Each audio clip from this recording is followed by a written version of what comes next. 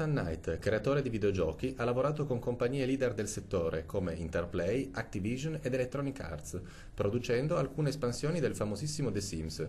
Ora sta lavorando al gioco Dantès Inferno.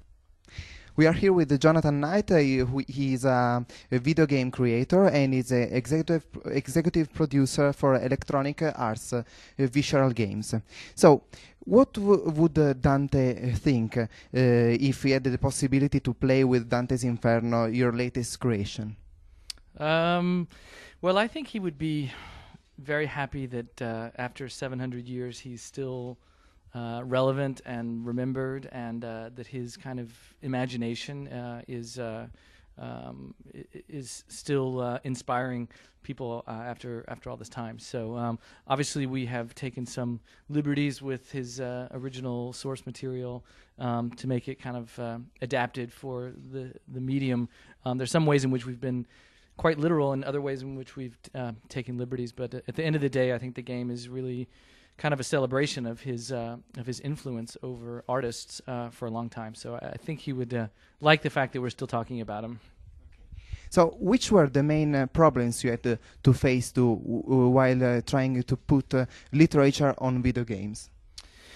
Well, I think the biggest challenge with this one in particular was the fact that, you know, while there's so much incredible material and sort of description of the afterlife of hell, the 9 circles of hell, and the geography that he imagined, and the monsters and the characters, there's not a really strong action story to it. There's you've got Dante and Virgil who are on a journey to see Beatrice, and that's about as far as the narrative goes. And so what we needed to do for a video game to give it, action and conflict was to kind of write a new story. It's still Dante, it's still Beatrice, it's still Virgil, but we've changed things a bit to create, an action game.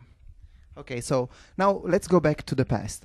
I know that you also worked for some expansion packs for The Sims, which is a successful game. How could you manage to pick the aspect of real life that were missing in The Sims game and then put them in their world?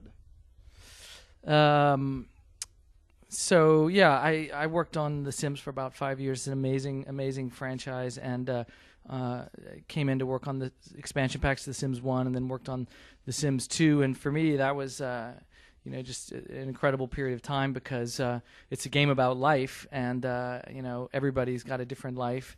And so what we tried to do with that game was to, and it's really Will Wright's game, and his idea was to create kind of a digital dollhouse to give people the power to play with their Sims in any way they want to, and to give them jobs and to live out fantasies, or to create scenarios, or just to build houses and decorate them. It's really very open-ended, almost like a toy, and that's what makes that game so special. And it's really fun to work on that, and to kind of create the digital dollhouse of the future.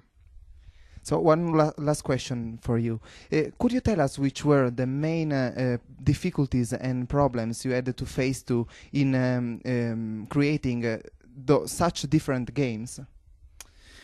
Well, I mean, for me, I always like change and challenge, and so it's not difficult for me. My education is actually in literature and theater, and I studied Shakespeare a lot when I was in school and in graduate school, and so I've always been interested in the liberal arts and in history and literature, and have all these great books on my shelves. And so with The Sims, it was like, that's a game where players tell their stories, and we just give them a toy that they can use to tell stories. And with Dante's Inferno, it's much more about us telling a great story through a game. And so that was something I've been wanting to do for a long time, was to kind of get back to a more narrative storytelling type of project. And it's actually something that felt quite natural to me. Okay, so thanks a lot for staying with us and answering our questions. Thanks a lot. My pleasure. Thank you.